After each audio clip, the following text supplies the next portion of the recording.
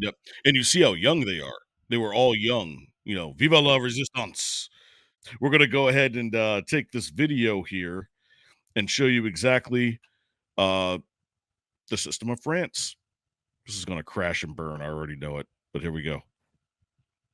The French General Assembly election results for the second round are finally in, and they are super unexpected. Le Pen's national rally did not win, nor did Macron's ensemble. Instead, the left wing coalition emerged victorious, securing a plurality of seats. This surprising outcome marks a significant shift in the French political landscape and bears all kinds of consequences. Bear in mind, though, that these are not presidential elections, but parliamentary, meaning that Macron will stay until 2027 as planned. But before we dive into the final results and what they mean, let's do a super quick recap of how French General Assembly elections work. In France, there are 577 constituencies, and in each constituency, one representative is elected to represent their constituency and party in the National Assembly. This means there are 577 seats in total, and 289 seats are required for a majority. The election process involves a two-round system. In the first round, which took place last week on June the 30th, citizens voted for candidates and their respective parties in their constituency. There are two possible outcomes in the first round. Either a single candidate receives 50% or more of the vote, or none of the candidates reach this threshold. If a candidate receives 50% or more, they automatically become a member of the National Assembly, a result known as an absolute majority vote. In this case, there will be no second round. If no candidate achieves 50%, which is much more common, a second round is held on the 7th of July, where the top candidates face off. This example on the right illustrates what actually happened in this constituency last night. 3 candidates qualified for the second round. However, one candidate withdrew their candidacy before the runoff. Consequently, the remaining 2 candidates competed, with one ultimately winning the seat. In the first round results from last So, going back to how that works, so if you don't get 50%, you have to have at least 20% in order to move on to the next round. All right. So in this case, they had 3 that had moved on to the following round. But um, I guess the ones that were in power, I guess the moderate party, I'm not sure I would call them moderate, but they they ended up dropping out, and they ended up taking the rest of the votes that were left and moved them up to a party that should have never won in the first place. So what I you can't make this up. All right, let's see. Let's continue on here for a second. week, only 76 out of the 577 constituencies had a single party winning by over, thus determining the outcome in one round. The remaining constituencies required a second round to decide the winners. So finally, what are the results? In the first round, the following seats were allocated. Le Pen's right-wing populist National Rally and their allies, 38 seats. The broad left-wing alliance New Popular Front, also called NFP, 32 seats. Macron's centrist Ensemble, only 2 seats. And the right-wing Republicans, only 1 seat. Last week, it really seemed as though Le Pen was poised to take France by storm. However, what happened in round 2 last night? At the time of recording, the Republicans won an additional 44 seats. The National Rally won 105 seats. Macron's Ensemble won a surprising 166 seats. And the New Popular Front won an additional 150 seats. Now, if we add the first and second round results, we get the following. And here it's clear. The left-wing alliance emerges as the clear winner, and Macron in second place, which was rather unexpected. However, 289 seats are needed for a majority, and even the New Popular Front is not even close to meeting that target, as they would need to have an additional 107 seats. This was unexpected, as polls before the election showed a national rally in first place, but they ended up in third. The National Rally's party president, Jordan Bardella, slammed what he called the unnatural alliance between Macron and the leftists to stop. Yeah, so to talk about this alliance, this is like if the Democratic Party decided to drop out because they knew that Trump was going to win and then gave all of their votes to the Tea Party.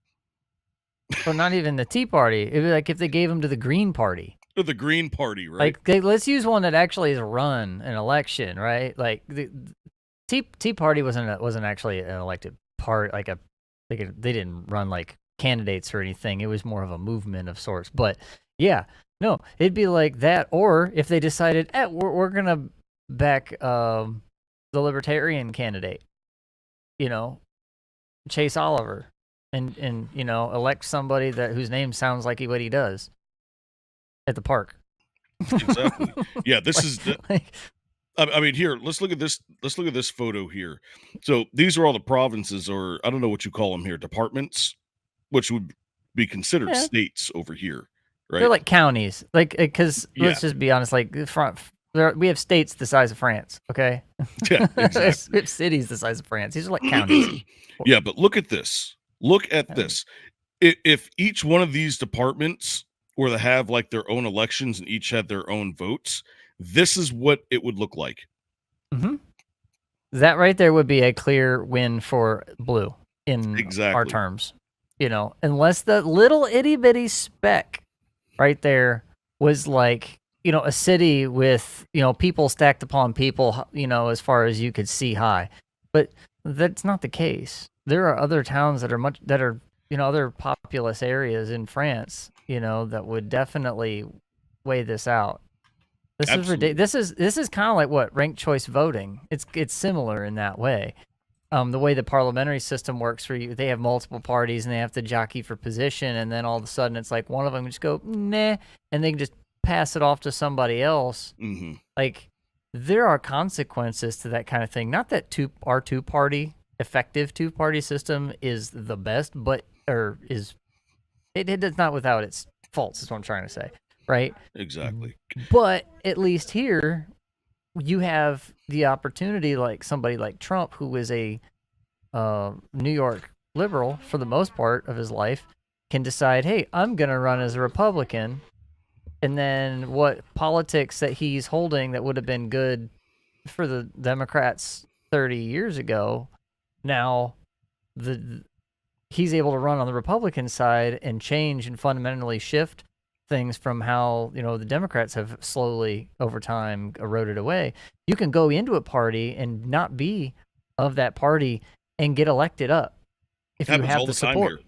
We have all the time here, especially in primaries. Primaries, it happens quite a bit. That's why running a candidate against somebody who's uncontested as an incumbent, like what Brandon Herrera tried to do, hairline loss, right? 500 votes.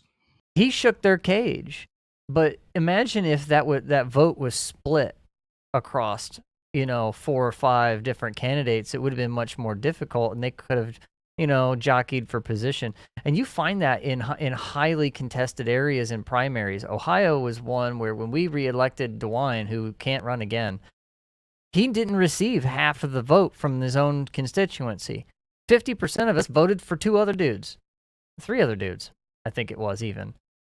So, like, more than half of the vote didn't go to DeWine, but because he because he was the majority of the vote in the primary, he got the nomination, and we would have gladly voted for somebody else. But we ended up voting for him in the general because we had some crazy leftist from Cincinnati that was just going to run everything through.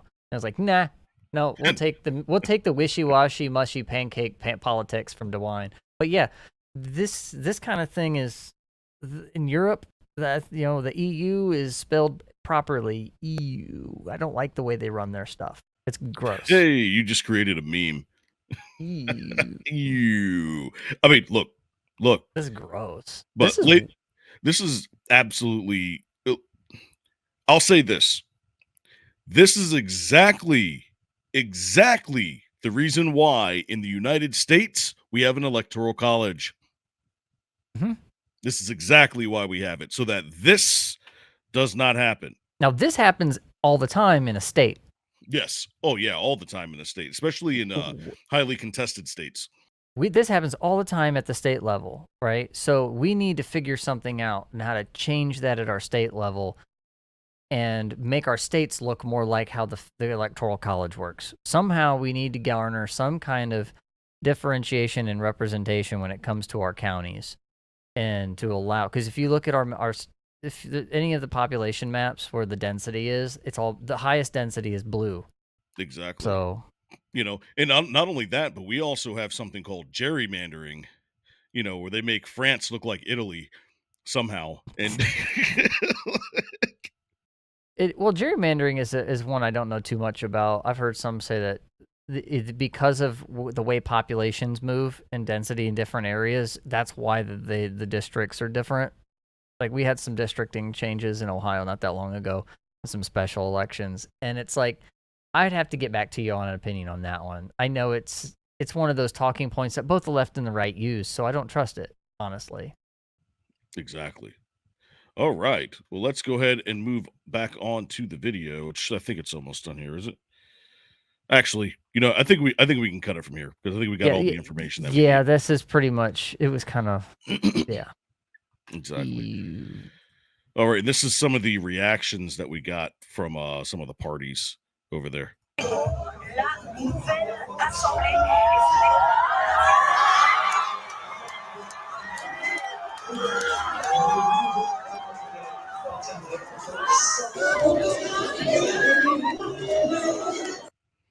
I mean, do you see that? Like The radicals, the Mhm. radical leftists, like, they look like leftists here.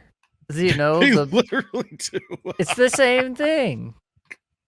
It's the multicultural, whatever, and the weird, just like, you could see the way they dress. They dress like, let's not kid ourselves. People dress the way of their culture, right? With people they're around, it's cool, it's fine, but we can identify you that way. Yep. And you see how young they are.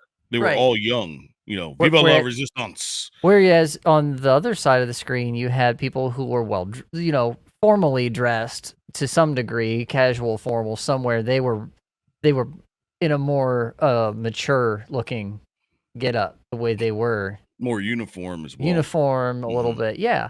They were more professional, presentable, that kind of thing. Whereas you had everyone else just kind of like, everything goes. Pretty much.